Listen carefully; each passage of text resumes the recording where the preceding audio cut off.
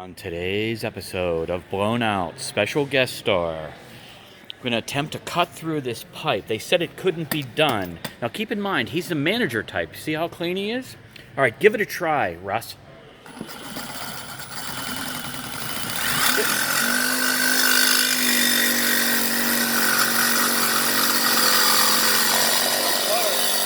almost butter-like. Margarine.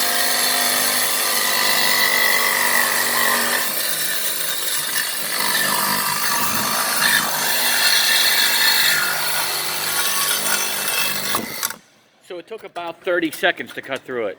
So it is possible. Oh, shit!